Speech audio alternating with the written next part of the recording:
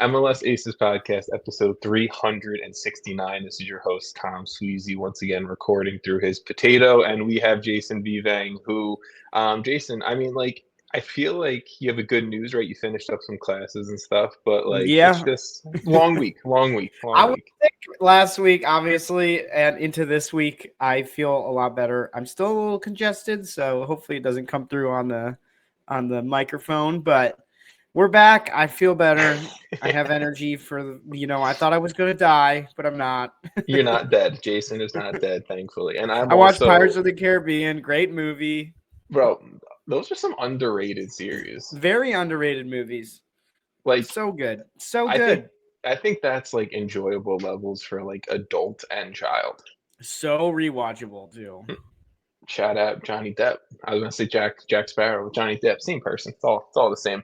And yes, look, this is the energy you're getting this week from us, 100%. I might be about an hour and a half, 2 hours late to recording. So that's again, this is where we're at this week. This recording life finds a way. But we will do our best to cover as much as we can. Obviously, again, we missed last week. Sickness, craziness, lives, whatever. We did put out an episode last week, an interview with Matt Baker from the Flyover Footy podcast on Tuesday. If you want to go and check that out, I'm trying to get out as many interviews as I can for you guys there. So there was an episode last week, just wasn't our traditional Jason and I chatting. But Jason, I feel like we have a jam-packed episode of a lot of things. A lot of things happen. Every week, a lot of things happen. We may not necessarily need to go the deepest on all of these things, but I feel like it's just important to at least bring up and talk about.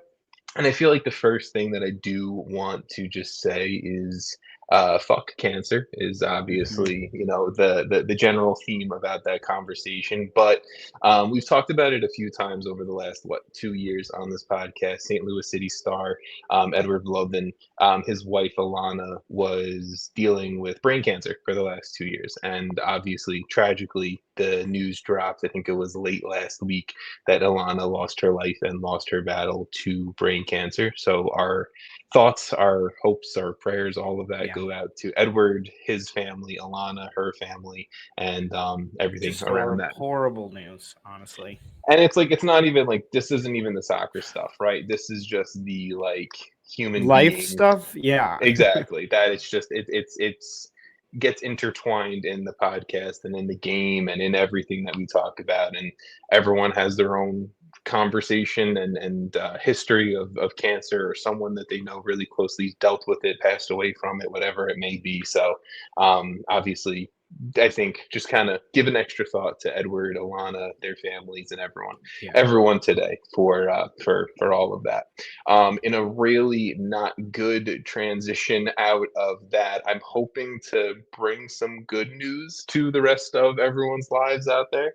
It has been, like we said, an exciting last week and a half since Jason and I have really kind of been able to talk about things on this podcast. But in that last little stretch, the U.S. women's national team, they won their 8th SheBelieves Cup title after winning all 3 of their matches in the competition. A 2-1 win over Argentina in Game 1, a 1-0 win against Canada in Game 2, and then in Game 3, it was a 1-0 win over Colombia. Jason, the U.S. women's team is on an absolute tear right now. Yep. Obviously, prepping and getting ready for the upcoming World Cup in next year, right? Next year, 2 years? Next year. Next year, yeah, okay, duh. So they are 9 straight wins, 29 goals for, and 1 goal against in those last 9 games. Obviously, it's been some repeat competition and whatnot, but adding another SheBelieves Cup title to the docket's pretty damn good. That's pretty good competition too. I'm sure it's not. I don't know. I feel like it's pretty exciting. Obviously, there's been a lot of change in the roster and players in and out, and some players we've seen for a long time not being in the roster due to injuries and such. And they just keep rolling. In some ways, I feel like the job gets harder and harder to pick who you're actually bringing month to month or whatever. But at this point, the player pool is just very, very deep. It almost feels like I was about to say a few years ago, and honestly, in my brain, a few years ago could mean a decade ago or yesterday. It almost feels like maybe, honestly, probably was a decade ago at this point, where the U.S. Women's National Team pool for any roster, for any official competition that they're pulling from, like you almost have like a C and a D team that's not getting called in that could realistically make it, and that's just what the current women's team like just really feels like. I mean, like for example, like Lynn Williams didn't make the team for a long time. Probably could have been probably was one of the better attacking players in the entire world, but you just have so many in front of you. But I mean, the U.S. Women's National Team has always done a good job of giving younger players chances to debut and play and get seen. It feels like we're seeing more of that with Emma Hayes, as opposed to like you're saying 10 years ago. It was almost like repeat rosters, which also is pretty good. I mean, they won multiple World Cups, so it's not like we're going to sit here and pretend that wasn't amazing.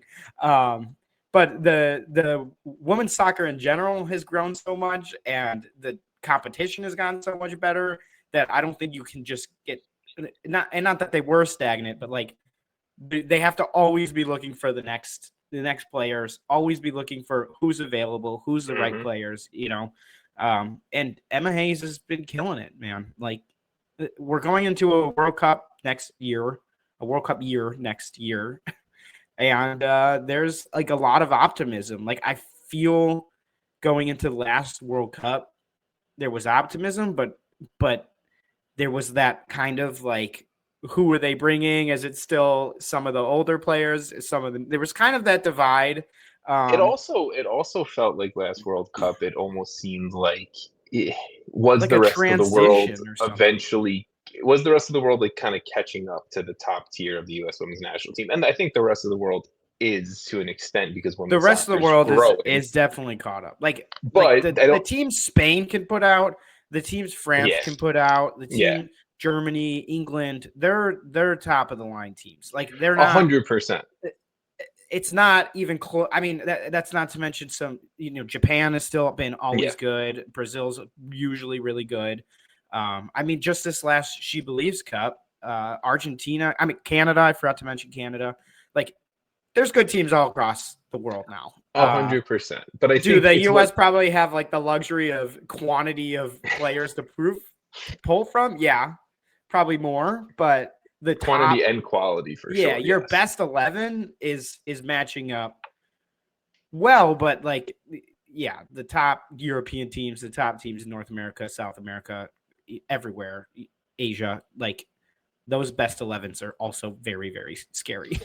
No, 100, and that's what I'm saying is like I feel like last World Cup it was like yes, the rest of the world is growing with it, and the top tier teams are really good. But the U.S. maybe to your point, like the roster. I mean, I think that was what the U.S.'s worst ever finish. Yeah, at World Cup, if I'm not mistaken. But look, obviously. Sure. I think with the growth of the women's national team, and I think like we're talking about the depth and the quality of the pool of players that Emma Hayes and her staff have to pull from, the NWSL is doing big, great things. NWSL did return and kick off last weekend for another season under U.S. Soccer, and the Portland Timbers kicked off their season with a road win versus the Washington Spirit. Kicked off the entire 2026 season with that. We had expansion sides Boston Legacy FC and Denver Summit FC. We got to see them in their first ever games. They both lost their opening games. It happens. We got to see the return of Barbara Banda and obviously much more across all of last weekend. The attendance, I couldn't think of the word attendance for a second. The attendance records that were broken across week one of the NWSL season was incredible as well. It was a little over 129,000 fans attended all 8 games across the weekend, which was the NWSL's highest opening weekend attendance. Boston Legacy drew over a little over 30,000 fans in their first ever game. KC Current and Washington Spirit had sellout crowds. Like, you saw high attendance, you saw record attendance and record interest and fandom all across the NWSL opening weekend. And obviously, you want to see it hopefully continue throughout the season. And as we're recording and as this episode drops on Friday the 20th, week 2 is kicking off as well for the NWSL. So pretty good opening weekend for the ladies. I don't know if you had any thoughts on any of that, but just wanted to throw all of that out there. I mean, I think it just shows like the expansion, the attendance, like the growth of the NWSL is happening very fast. But that's just women's soccer in general has been growing just extremely fast across everywhere. I mean, the Super League in England is growing. It's getting bigger. The salaries these players are getting are bigger. The investment is bigger. It's all good stuff. Yeah, and you've mentioned salaries, and I feel like this is probably the last big U.S. Women's National Team NWSL point to talk about from the last few weeks. Is Catarina Macario is set to sign, if it hasn't already been officially announced by the San Diego Wave, but is set to sign with the San Diego Wave, which is being reported as the largest total contract value in women's soccer history. It is a deal with San Diego through the 2030 NWSL season with a total contract worth roughly $8 million, which is being reported.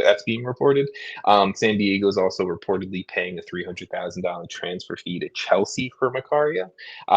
And this is San Diego is going to be using the new, and we kind of spoke about this with the Trinity Rodman thing a few weeks ago, but they're using the new NWSL high impact player rule to pay her.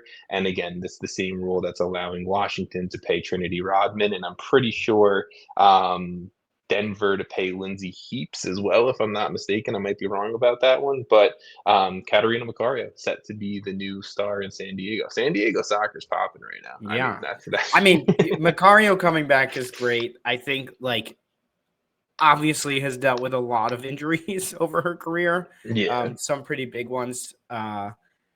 Emma Hayes knows her very well. When she's healthy, she's one of the best players in the world. Will be on that World Cup team if healthy.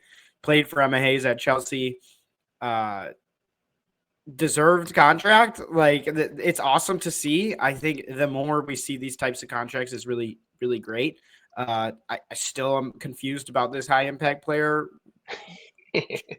rule, and I'm unsure how that's going to continue to progress as a thing across multiple teams, but it seems like it's here to stay. So, and if it's allowing them to get paid more, I'm all for it. Just call it a DP. Just call it a DP. That's what it is. They gotta make it complicated and do something different. I mean, I get doing something different than MLS, but it's it is basically a DP.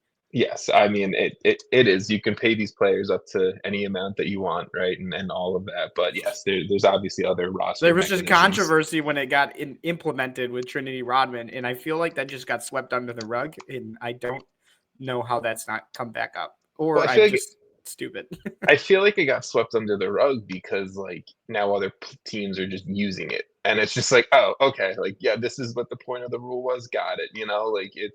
That's just but what it feels like. It's not part of the collective bargaining agreements and stuff. Yes. It just got added in as a amendment, which I'm not sure. Maybe that's fine. I don't know how this stuff works legally for leagues, and I don't know. I'm happy for it. Whatever. Let's just hope it doesn't come back to bite anybody. It's more I'm very happy for Catarina that she got paid, right? Right. Awesome. She deserves the money, same way as Trinity Rodman and Lindsay Heaps. Again, I'm assuming the Lindsay Heaps one, to be perfectly honest. I thought I read it somewhere. But I'm happy for all of them that they got paid. But it's you want to see every player that's representing the league get paid, which is a nice little Jason, you were full of transitions today, which it was an accident. I didn't mean to do it. Didn't mean to do a good transition, which kind of ties into USL Championship, USL League One, and the situation going on with USL. Obviously, it's been now I think 2 weeks since the start of the USL seasons, or 1 week since the start of, or it might be going into week 2 for the USL seasons. But on March 11th, the USLPA announced that they authorized a strike for their players after rejecting the latest CBA proposal from the league. During week 1 of the season, the players did not strike, and not in terms of not playing the games, but the players all started with a 60-second protest of not playing, and to kind of help support negotiations for better pay, 12-month contracts, and health insurance guaranteed. That's kind of the main things that what they're fighting for. Actually, insane not to have guaranteed health insurance as an athlete, right? Like, or some of this stuff should just be standard. Or 12-month contracts as well. Right, And but like health insurance is insane. Come on. If you follow, I would recommend following the USLPA on all social media platforms. They're putting out some videos and some stuff. Like the 90s trend that's going on of like, Dad, what were you like in the 90s? Or Mom, what were you like in the 90s? USLPA put one out and it was like, USL, what were you like in the 90s? And I'm like, what are we talking about here? Like, I was confused. And then it was just showing like shitty training conditions, shitty meals, and all this stuff. And it's like, it wasn't the 90s. This is the last decade. So, like, I mean, the USL wants to like boast how they're, bringing in pro rel and doing all these changes. But like, if you can't have basic stuff for your players, it's not going to work. That's it. There's a reason why I think, and I'm not the biggest, gonna go to bat for Major League Soccer and the way that MLS operates. I am not that dude.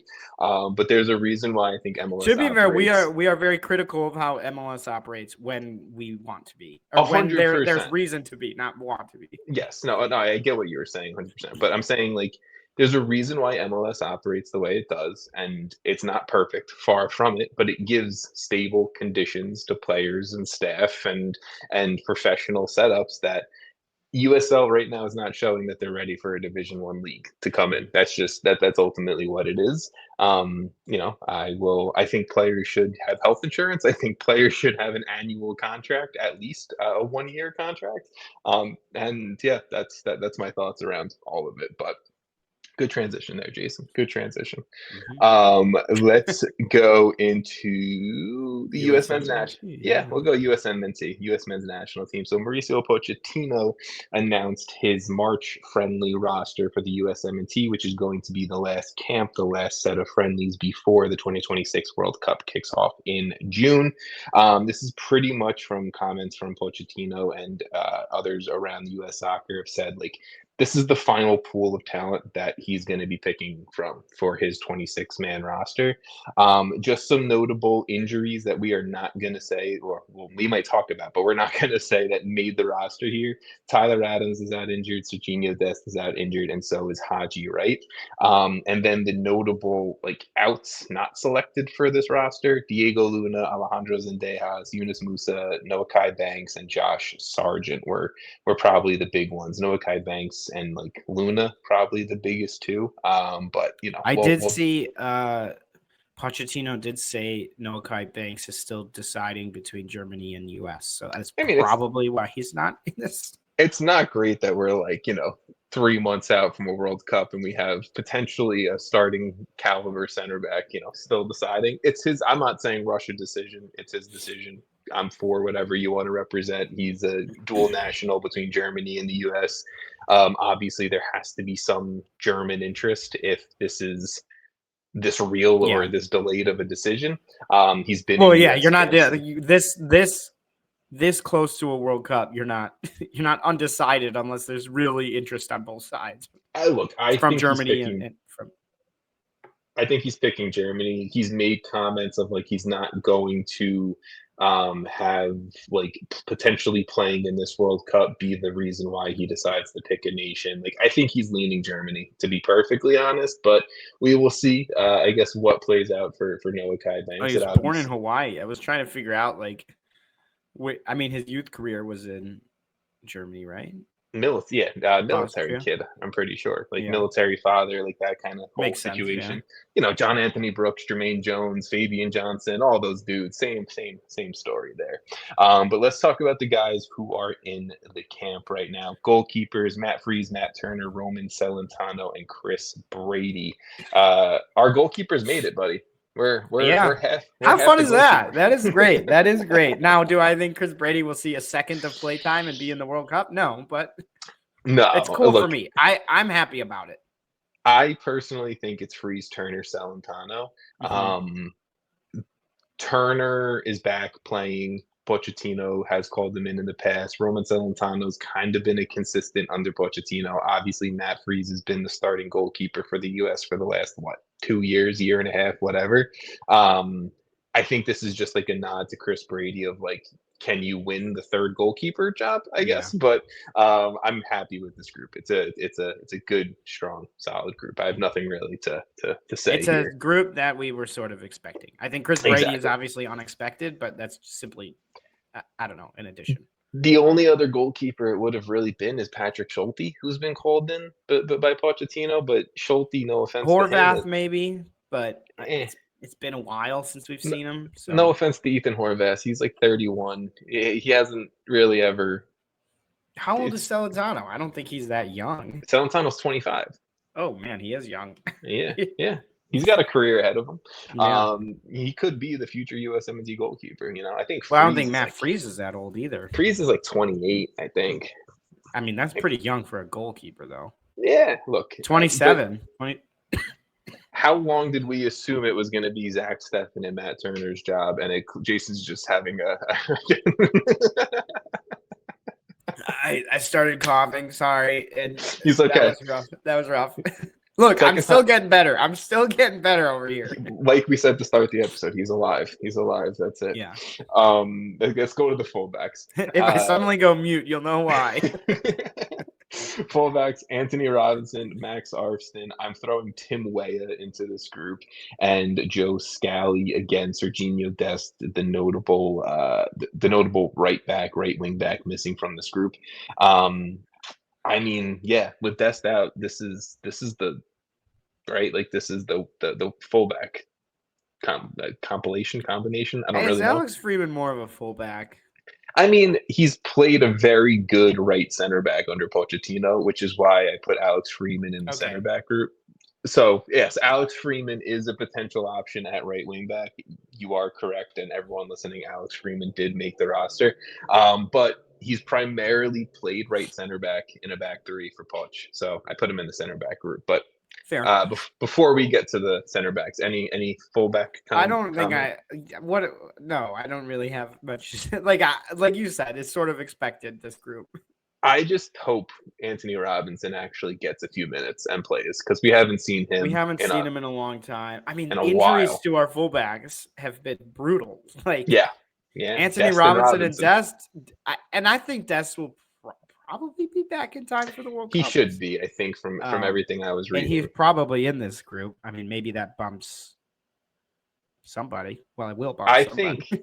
I think Scally is the fullback to go for Dest. But I mean, look, Scally could have a great 2 friendlies and changes the entire thing. But okay, let's go to the center backs. Chris Richards, Alex Freeman, Tim Ream, Miles Robinson, Mark McKenzie, Austin Trusty. No other real center backs I feel like missing from this group, to be perfectly honest. Obviously Noah Kai Banks, apologies, but that's a whole different situation in my brain. We've already talked about it. I'm not diving into that too much. To me, it's Alex Freeman's right center back. You have Chris Richards, who's strong EPL quality center back, and then who the fuck is the third? I have no idea at this point. That's where I'm at with this group. It's probably Ream, honestly. It probably is. I'm not feeling good about it, though, I'll say. I mean, I'm pretty excited. Like, Chris Richards is the guy. Yeah. Alex Freeman feels like the guy, second guy, right? Like, yeah, Tim I don't think on skates in 4 weeks of MLS action. He's been just absolutely torched constantly. To be fair, the whole team's been pretty torched. Yeah, Miles Robinson's been leading a defense that's allowed 11 goals in the last 2 games. It's Mark McKenzie and Austin. I like Austin Trusty. I'm gonna say he's played really good at Celtic. I'll give Austin Trusty a nod. Let's see what they put. Let's see what we get in the friendlies, because I think that will be pretty telling, and we'll talk about it after the fact. Because who, like, you're right. Who knows? After Chris Richards and probably Alex Freeman, I Who don't else? know. Like, Yeah. somebody step up and be the third guy. Be the guy. I will say I would love. I know I just said it, but like Austin Trusty, if you put him at left center back, I'd like to see it. That's all. That's all I'll leave that at. Obviously, Pochettino's been rocking with that 3-5-2 or 5, whatever the fuck you want to call it. But we do have 2 central midfielders in this group. And out of the pool, we have Tanner Tessman, Christian Roldan, Aiden Morris, Sebastian Berhalter, and Johnny Cardoso. This is a good group. Honestly, the only name, right, is Yunus Musa, who's playing a little bit better at Atalanta. Adams, but he's hurt. Oh yeah, Adams is injured, so I'm not even like throwing him really into the conversation. But I don't think Musa has played at the level needed. He's played a little bit better, but it hasn't been. But compared to some of these other guys, in the last 4 years between World Cups, I haven't seen enough growth. And I love Yunus Musa. I just haven't seen. I'm not sitting here fighting for Yunus Musa. No, I don't think anyone's. Well, I don't know who is sitting fighting for, like, no one. No, and to me, it's right. Like, I think, Tyler Adams slots in and who gets bumped. And I think that's a conversation. Honestly, that's a conversation between Morris, Berhalter, and Cardoso. Who does Tyler? It's crazy. Who does Tyler Adams bump out of that group? I agree, but it's just not having Berhalter in this team with how well he's been playing over the last now like almost 2 years is crazy. But it's the same argument of, are you going to bump out Aiden Morris, who's the starting also team who I feel like, no, you cannot bump out. He's the starting team mid on the team number 1 in the championship. He's he earned that move.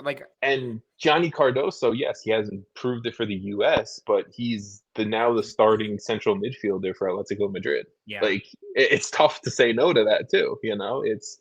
Roldan has been one of the best midfielders in MLS for years. I think now. Roldan's made it. Roldan and Tessman are the guarantees, I think, out of this group. Like, I'm glad I don't have to make the decision in the midfield. Right? That's tough. I mean, look, I guess you can technically bump one of these other guys, and I'll move to I wrote attacking midfielders or wingers, right? Some people consider them the same position. I think it's actually more likely one of these guys gets bumped than one of those midfielders. I agree. Because I think the midfielders are a little more versatile.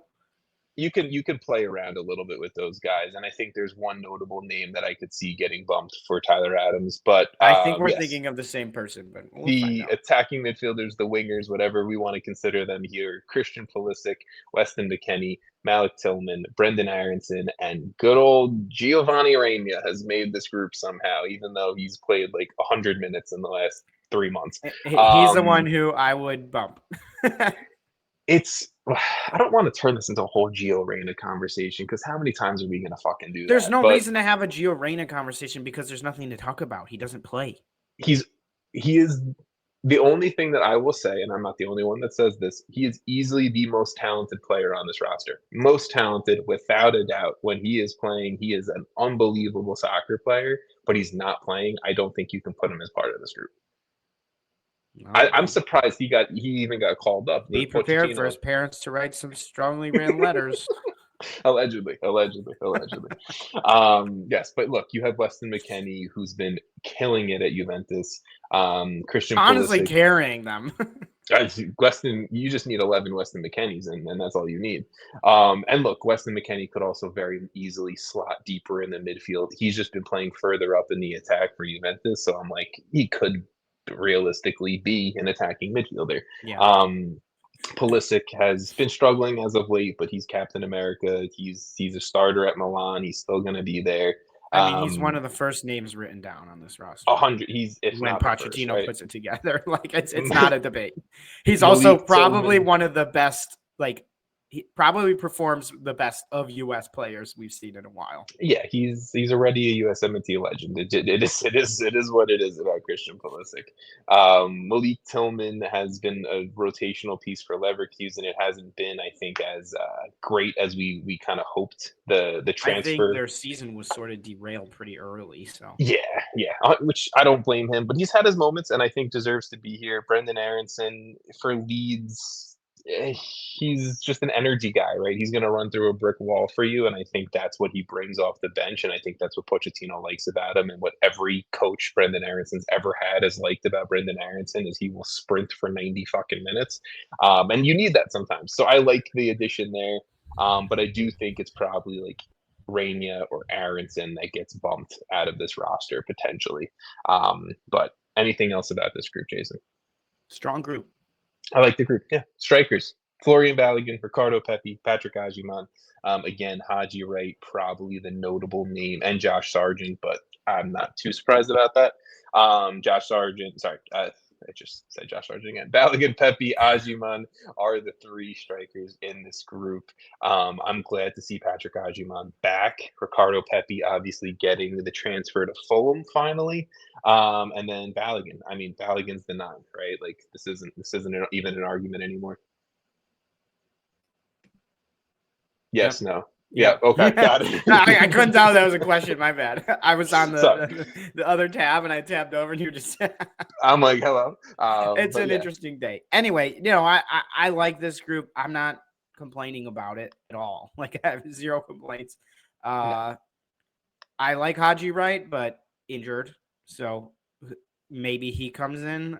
It's hard to pick too many strikers because it's like.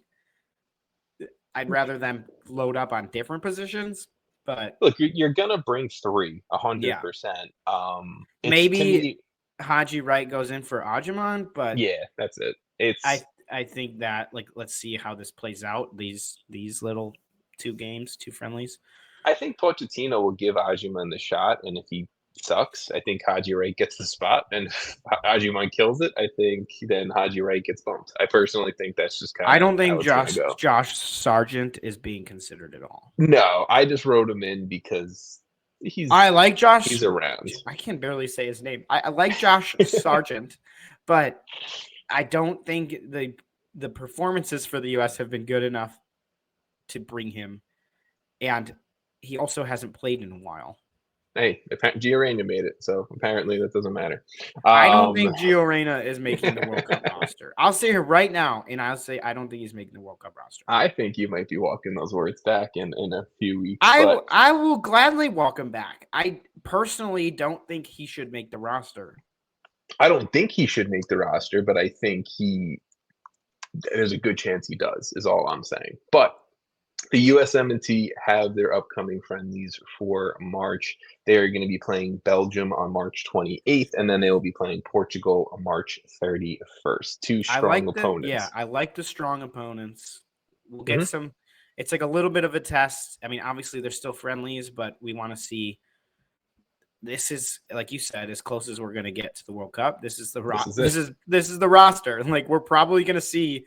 For the first halves, something that resembles our starters for the World Cup. It's time to nut up or shut up, boys. It's time to put your best performances forward, and that's it. Like there's no other way of wording it, saying it. These are, in my mind, I'd be playing these as if they were World Cup games. Like if I'm playing for the USMNT, like these are everything you've prepped the last 4 years for. Is this moment, these also, games for these players. I mean, sure, this is really close. You're not drastically changing this roster, but you got to earn your minutes now. Yeah, 100%. 100%. All right, let's steer away from national team talk. Let's dive into Major League Soccer, and let's go through some news and notes around the league. Major League Soccer, they've suspended Philadelphia Union sporting director Ernst Tanner after an investigation into misconduct. We talked about this a little bit back in, what was it? I think it was like September. I don't remember talking No, about it was November. But Tanner will be suspended through June 1st, 2026 without pay for violating the policies and standards of professional conduct required of the league and club leadership. According to reports from The Guardian, Tanner made and used sexist and anti-gay language in the workplace. It was also reported he made racist comments about Black players, coaches, and referees. Tanner was placed on administrative leave on November 19th, 2025 when MLS reopened its investigation into inappropriate and insensitive comments. I mean, it's not great. That's not good. It doesn't feel like a long enough suspension for that kind of thing. But... You're telling me he's suspended for like 4 months without pay? like, ooh, that's such a harsh punishment. You know what I'm saying? Like, what is that? Like, that's for a guy who's already probably got millions of dollars. For a guy who's already openly for months and probably years had investigations going out about him. Like, there's been an investigation going on since November, and I think that was previously open from previous investigations. I guess, like, for me, I just don't understand. Like, get rid of him. Are we really losing that much by not having a guy who's like? It doesn't seem like any of this is really like that much of a rumor anymore. Like, it sounds like he did this stuff, unless it's like super up in the air that he might been, like, you know, maybe he's secretly a great guy. I doubt it. I mean, I would doubt it. This seems pretty cut and dry that we don't need a guy like this in the league. I think if you were put on administrative leave in November after an investigation reopened up and now you're formally suspended, yeah, I think, like, if I'm the union, I'm like, see ya. Something happened. No, like, if something legit. There's evidence. 100%. So there's not much to say. I would say he doesn't deserve a job at this point. Like, you have to operate, if you're representing anything, a club, an organization, literally every other workplace is probably firing this person, right? But I'm saying, like, you would hope so. Even if, like, I'm representing myself as a human being, I don't want to be known as someone who's using anti-gay language, racist language. Like, I don't want to be known as that, because that's I would not want to be associated with this person. Exactly. But Philadelphia Union ownership, you know, fans have been complaining about it for years, and it is what it is. I don't want to dive too deep into it, but I think you and I are on the same page, and probably along with a vast majority. Ernst. Yeah, I mean, I would think that the normal response would be, why does he still have a job? But fair. It's 100% fair. It's still my initial, like, every time I think about him, like, what? Why? Like, suspension seems like a slap on the wrist. It's not even a long suspension. It's a 4-month suspension, 3 months. It's not even long. Like 2 months, whatever it is. I don't even know. Bruce Arena was gone for more time, and we don't even know. Well, we don't know what he did, but. Yeah, well, I would say if Bruce Arena was allowed back into the league, it wasn't anything like that, but who fucking knows? Well, I don't know. This guy's allowed back into the league. Fair. I'm not making assumptions about Bruce Arena, but it is what it is. This is the situation. We're just telling you guys the news, pretty much. Orlando City, they have made a firing. They have fired manager Oscar Pareja after a little over 6 years in charge of the club. Pareja won the 2022 US Open Cup, bringing Orlando City their first ever MLS era trophy. They finished as runners-up in the Supporter Shield in 2023. So he had 241 matches in charge of Orlando City with 110 wins, 56 draws, 75 losses. He really helped bring this club to success and quality. He also helped develop a second team and really youth development, you know, guys like Alex Freeman, Ramiro Enrique, Facundo Torres, Daryl Dike, and more. Just for Orlando City's sake right now, assistant manager Martin Perelman is going to be taking over as interim manager. Jason, Oscar Pareja gone. I'm okay with it. I really am. But I don't know where you go from here. I think so. First of all, like, phenomenal manager, right? Like, he did great things with Orlando City. I think, sure, have the results not always been necessarily like as positive as I think they should be, maybe. Mm-hmm. It's hard. Like, I feel like in my head, he's so much better than the results are actually shown. I don't know how much better you can get them than him. I also don't disagree that maybe this was, you know, just time. Like, time runs out. Yeah. I disagree with the timing of the firing, like literally 2 weeks into the season. I feel like you just kind of threw away. I disagree with that. I mean, well, listen, like, I guess they were like, okay, we'll give you some time to see how it starts off. And obviously it started off pretty poorly, but, like, it's 2 weeks into the season. The only reason why I say that is, well, maybe I kind of agree with you. It's not like the end of 2025 was great. Orlando City fell from, like, a team. No, they fell off a cliff after the US Open Cup. And it's like, shit just got worse, and now you're losing games 5-0. Yes, there was a red card, but still, like, he got fired after the New York City loss. But it's not like things were going great. I do think kind of time run its course. I think if you were, to your point, if you were going to fire him, just do it in the off season and start fresh kind of deal. I mean, they should have done it not last off season. Yeah. No, that's what I'm saying. Not this upcoming off season. I'm saying the winter that just passed is I just want to make sure, clarify last off season. Yes. No, you are doing it 2 weeks into the season is sort of so I get what you're saying. Maybe it did start really badly, but it's not like we thought this team was going to be some amazing. Neither of us picked them in the playoffs. It was not the most expected, preseason pick for a playoff spot or even a home playoff game. So I don't know what they were expecting, because this team isn't good enough. It's not. And look, the depth isn't there. The off-season moves were fine, but nothing amazing. It'll be interesting to see where this team goes. Obviously, look, you can look at all the MLS names that we talk about managerial-wise, the Jim Curtins, the I guess even Bob Bradley's floating around. You can look at all these names that we know that are connected to U.S. soccer. It wouldn't surprise me. Obviously, everything with Orlando City is very Brazilian. There's a big Brazil, South America push. Not that this guy is Brazilian specifically, but Marcelo Gallardo just left River Plate. I mean, maybe a splash higher if you want to. I like how you have some names already. I'm ready in my look, bring in Jim Curtin. That's fine. Have fun. I like Jim. I think he probably would. I don't know if he would take the job, but go get Marcelo. Would he fit in Orlando? I don't know. He'd probably be fine because he's a great manager. They'd spend more money than Philly did. He would push some youth talent like Orlando wants to obviously clearly push, but I don't know, whatever. I'm not diving too much into a manager talk right now. Oscar Pareja's gone. It's sad because I like Oscar. I think he should probably get an MLS job somewhere else, but that's ultimately his decision now. He's had success with Dallas. He's had success with Orlando. I wouldn't be surprised if he wants a year or two off. I feel like he's been in this sort of will he, won't he situation in Orlando for 2 or 3 years. Yes, I think it's 100. You're 100% right there. We will. We'll see what the future holds. I can't imagine it was the most stable environment or stress-free environment. Yeah, it's definitely stressful. I would say stable Orlando City. He's brought the stability. He is he's the stabilizer. He's been able to do some pretty great things with whatever teams they're giving him. Exactly. Literally. I'm sure he has a hand in some of these teams. So.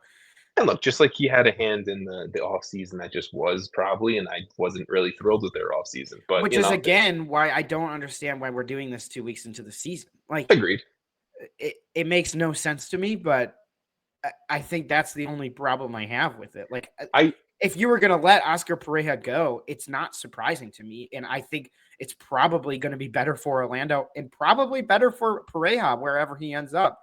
I think maybe there's a situation that's better for him, or somewhere that a new setting can really help for both the club and the team and him. I just don't think the timing makes any sense. No, I think they just basically threw away the season. It's not sure, there's a draft, but we're not talking NBA here where you're just getting an all-star or whatever. No, I mean, look, Orlando City knows how to draft a striker from the Super Draft. Okay, Kyle Larin, Daryl Dike, they know how to do it. But yes, Duncan McGuire. But look, yes, he was. I trust Luis Muzzi. I do like the front office for Orlando City, so I will give them faith, or I have faith that they will make the right hire. But we will see. The last piece of news is Major League Soccer announced the format for the 2027 MLS Sprint season is what we're going to be calling it. So the Sprint season is obviously the league's transition from the old MLS calendar to the new MLS calendar that will kick off in the summer to spring season format 2027-2028. Their Sprint season is going to begin in February and will conclude with an MLS Cup in May. Each MLS club is going to play 14 regular season games from February to April, where they're only going to play teams inside of their own conference, 7 home games, 7 away games. The top 8 clubs from each conference are going to qualify for the Sprint season's MLS Cup playoffs. It's going to be single elimination format, where MLS Cup is going to be played, like I said, in May. Yeah, I don't know. That's how you do it. Like, I don't. There's. It's a weird, awkward thing. But I mean, the only thing I would change, and I totally get like the CONCACAF Champions spots and stuff. Like, you need that. Yeah. I feel like we didn't need to call this MLS Cup. I feel like it's not MLS Cup. It's a bit weird. Like, we could have had like a MLS is back 2.0. I like it. Bring back the MLS is back tournament. I like it. And I would have preferred that over this, but like I can't really complain. Like the system, like the setup is actually pretty good. 7 home games, 7 away games. You play your conference. There's playoffs that are. I mean, thank God we're going back to a single elimination playoffs. What, like, you don't want 3-game format? Something I can finally understand instead of 3-game first round, single game every other round confusion. I think there's a lot of positive. I just like it's gonna be weird. Some teams are gonna be like, yeah, we want like, is there supporter shield? They didn't say supporter shield. I don't think there is, but then it's like some teams are gonna be like, we want MLS Cup in 2027. You're like, all right, I mean, and in 2037, are you going to remember that was the sprint season? Nope. Probably. Nope, no, I probably will. Look, be like, yeah, that was weird. I've been workshopping a joke about it. It hasn't really flied in my brain, but it's like I'm just like, that's going to be CF Montreal's MLS Cup right there. I think it would be cooler if it was like MLS back 2.0, another trophy. Like, yeah, people remember that trophy. Like, that was Portland, wasn't it? Yeah, there you go. MLS is back trophy. Portland. Ooh, Nashville? Question mark. I don't know who they beat for it. No, Nashville was sent home Nashville and Dallas were sent home because they had COVID outbreaks. Wait, I'm going to look it up. I don't know who the Timbers beat in the MLS is back Cup final. It had to have been an Eastern Conference game. MLS is back. Portland won the match 2-1. Orlando City. Oh, there we go. Man of the match, Diego Valeri. Oscar Pareja. What are we talking about? You get them to finals. That's what we do. We had the best transition of all time lined up if we just remembered that. I fucked it up. But yeah, I mean, I think it would have been more fun if it was MLS is back, but that's really my only take. I think this will be fun anyways.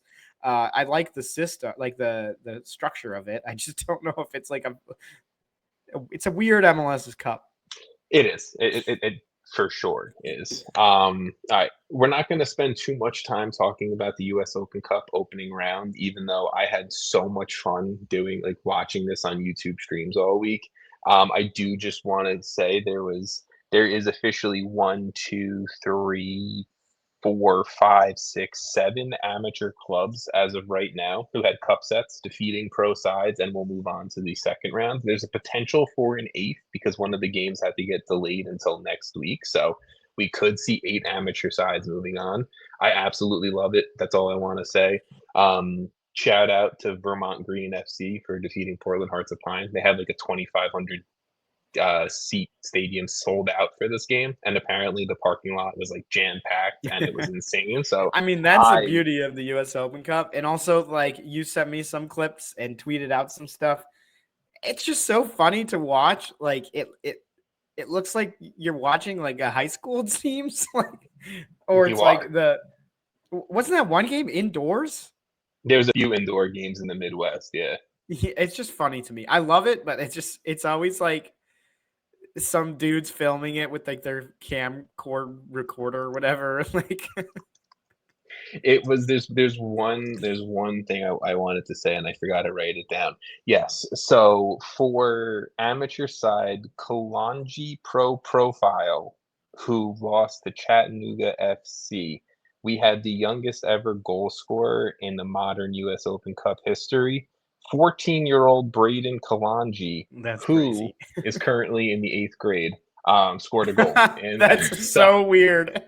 So shout out Braden. This guy was born. This kid was born in the 2010s. Yep, and he's scoring in the US Open Cup.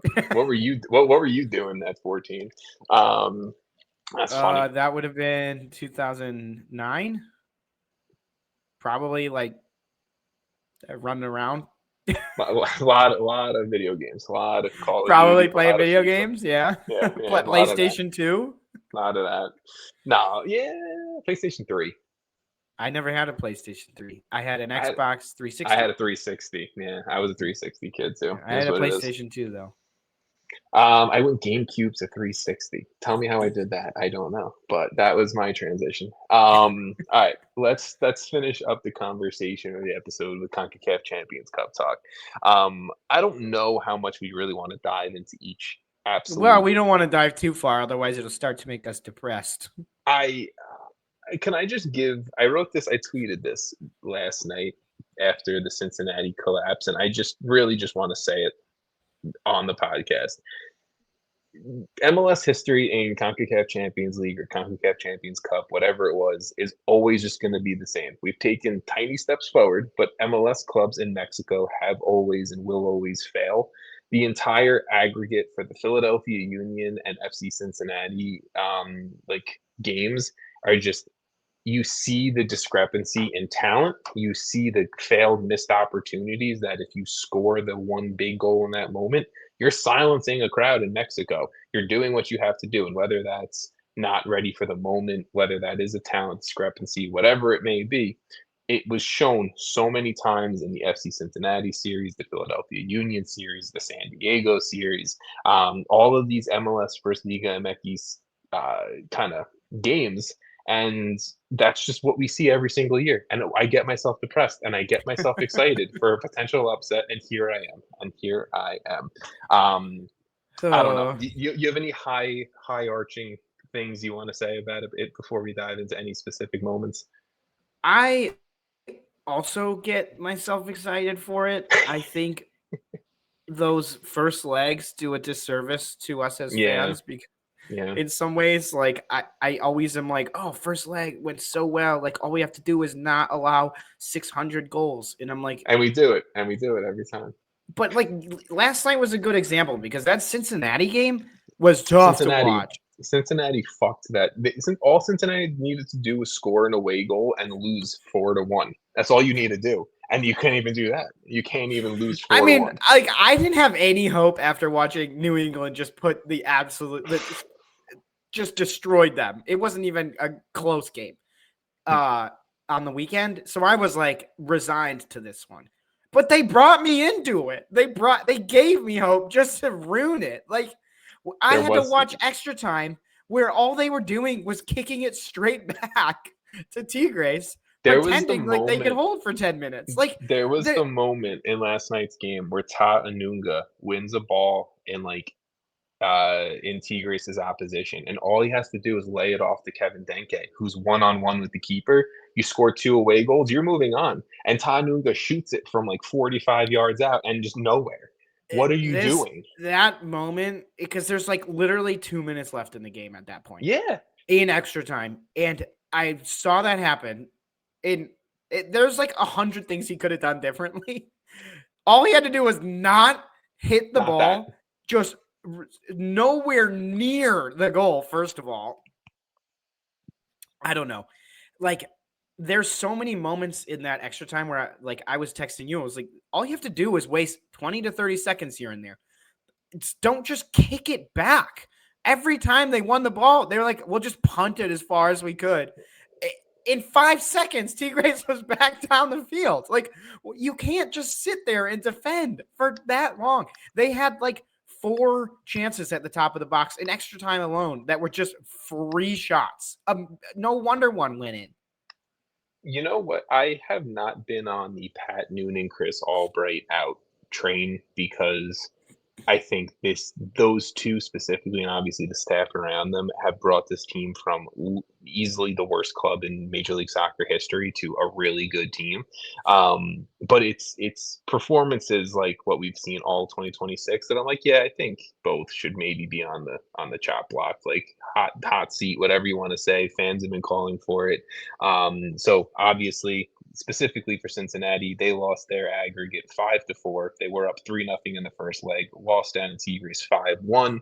The Sounders moved on past the Vancouver Whitecaps on a 5-1 aggregate. They went to Vancouver, won 3-0, and then at home in Tacoma, not Seattle, but in Tacoma, they won 2-1 over the Whitecaps. Nashville grass SC. isn't ready. The grass isn't ready. Well, they're getting ready for the World Cup. I get it. I think they're going to have to play in Tacoma again versus Tigres. They're playing in Tacoma for a while, and so is the Rain. My brain just froze. Sorry. Yeah. The Rain are also playing in Tacoma. Nashville SC and Inter Miami drew both of their games, but Nashville did score on the road in Miami, so they move on in a 1-1 aggregate, but move on away goals. Inter Miami, Lionel Messi, and this group is out of Champions Cup. What are we going to do? The world's freaking out. Everyone's panicking. But no, Nashville, honestly, like they got some revenge on Inter Miami, and I wouldn't say Club America was like world beaters versus a pretty not great Philly team. No, I mean they only won in Philly 1-0, and then they drew 1-1, where Philly had again, like I said before, plenty of opportunities to score and probably win down in Mexico. So you have Nashville versus Club America, and you have Tigres versus Seattle. I'm expecting just America and Tigres to win. That's just where my brain's at this point. But I think Seattle, like even when they play poorly, though, is still a good team. And they've won the competition under Schmetzer, and they know how to do it. I actually sure. Dude, see, I'm doing it again. See, no, I'm saying both Liga MX sides are going to win, and that's it. I'm done. That's my pick. That's it. I don't care. I'm like, well, I could see a world where it's Seattle versus Nashville. No, I'm done. I do this. I've done this podcast for over. No, you're right. You're right. Okay, almost 10 We're years. moving on. We're not doing takes on this. Well, I just will say the other games really quick. LAFC came back from behind twice to beat Alajuelense on a 3-2 aggregate, so they moved on to face the winner of Cruz Azul Monterrey. Cruz Azul defeated Monterrey on a 4-3 aggregate, so LAFC will face Cruz Azul. Which Cruz Azul are currently the Liga MX top of the standing, so that's great. LA Galaxy, they defeated Mount Pleasant from Jamaica on a 6-0 aggregate, so good on them. This is about to be a beating. But LA Galaxy will face Toluca, as Toluca defeated San Diego FC on a 6-3 aggregate. San Diego had a wild, unbelievable game at home versus Toluca. They won 3-2, down 2 men, all this crazy shit, and then Toluca just spanked them 4-0 down in Mexico. So Galaxy versus Toluca, LAFC versus Cruz Azul, Seattle versus Tigres, Club America versus Nashville. We got all MLS versus all Liga MX, and I'm expecting 4 MLS losses across the board. That's where I am at with Champions Cup. Is that fair? Is that all fair? I just want to be able to root for something. I mean, it's not like too much to ask. It's giving you anything. It's too much to ask. All right, let's wrap up the episode, Jason. Give me your games of the weekend that you're watching on Saturday and Sunday. Yeah, Saturday is the nightcap for you. Vancouver Whitecaps hosting San Jose Earthquakes. San Jose has been just – I know we didn't get to talk much about last weekend, and it's kind of why I brought up Seattle playing actually somewhat poorly is still a pretty good team, because I felt like San Jose probably could have had 5 goals in that game, and they lost 0-1 to Seattle. Yeah. San Jose is a good team. I think that's the first goal they conceded this season as well. That was. So defense has been much better. Attack has been much better. I'm really excited to see them, and they're going up against the leaders in the conference. 14 goals for Vancouver right now, 1 goal against.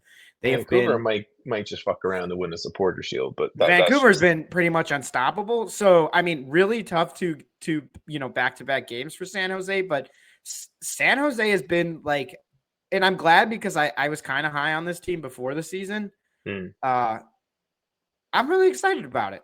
I'm excited about them. They're fun to watch. So I just think, like, no matter what. Sorry, when you know. What? There was a pause. I thought you were moving on to Sunday. I apologize. No, go ahead. Yeah, no, I was just gonna say I agree with you. I think that is probably the game of Saturday. San Jose, you called it. They're great. I think Vancouver, obviously outside of Champions Cup, have been really good as well. So yeah, that's all I was gonna add, honestly. Yeah, cool. Sunday, I will probably put my money on New York. Well, not for real. I just mean this is probably the best game at New York City, hosting Inter Miami. New York City has also been pleasantly surprising to start the season. Really, really, really fun.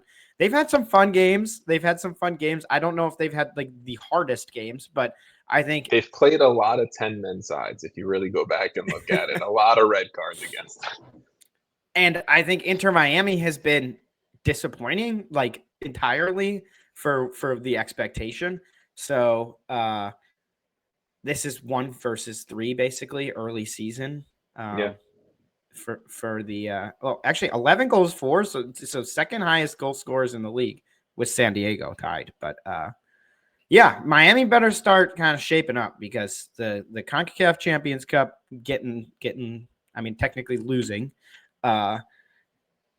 and a pretty lackluster start to their season is not great. So I'm just a little nervous. This is the game that Miami like kicks it all off now that they're eliminated and pissed off. There's a chance that they like come out and just dominate for sure. Yeah. They haven't even played at home, by the way. Like, well, they did in Champions Cup, but yes. But in MLS play, it's still away. So is there a reason for that? Is the stadium like?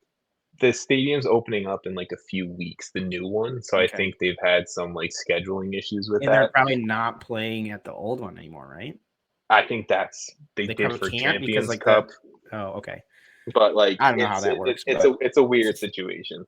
But yeah, a lot of travel, which might actually be hurting Miami. Probably 100%. Is. And look, New York City, like they've looked like a great fucking team, and I was not expecting it. I thought the team was going to be good, but I wasn't expecting this, so I'll take it. That's all I got to say about that is I'll take it. I also think San Diego versus hosting Real Salt Lake could be good. Also, RSL's fun. Xavier Gozo is so good. I mean, a lot of the teenage talent on RSL are fun. Picked him though, I think, didn't you? For young. For what? Oh no, I guess you didn't. No, I picked Owen Wolf. Unfortunately, I mean, not unfortunately. I still believe. I picked Ender Echenike, who's actually not been horrible. He's been okay. Team's been pretty bad, but he's been okay. Didn't he have an assist? Right. He had an assist this past in Champions Cup, I think. Oh yeah, that matters now. Okay, well, it's better than nothing. I'm still pissed off at Cincinnati. All right, folks. Cincinnati's like literally just bad right now. Like I don't know what's going on there. Also, Kevin Denke crashed his car. What? You didn't see that? No. He like crashed his Lamborghini on the highway. I think there was nothing involved as far as I know. I think it was just a rainy day. I'm not trying to throw anyone under the bus here. The details I know about this is he crashed his Lamborghini on the highway in Cincinnati. And I saw a video. I think he just spun out because it was rainy. And no injuries reported, and alcohol is not believed to be a factor. And it's like no other cars were involved. Just like his car like runs into the barrier or something. Jesus. Okay. Well, Cincinnati is just getting bad to worse at this point. But Jason, we did a pretty good job at covering everything we needed to talk about for like 2 weeks. So I'm proud of you. I'm proud of me. I'm proud of us. Everyone listening or watching, thank you guys for hanging around, watching, enjoying, talking soccer or dealing with the misery of soccer on this episode. We will be back next week to talk more MLS, more NWSL, more US soccer, USMNT, and everything else going on. Thank you guys, and we'll talk to you guys next week. Bye. Oh no.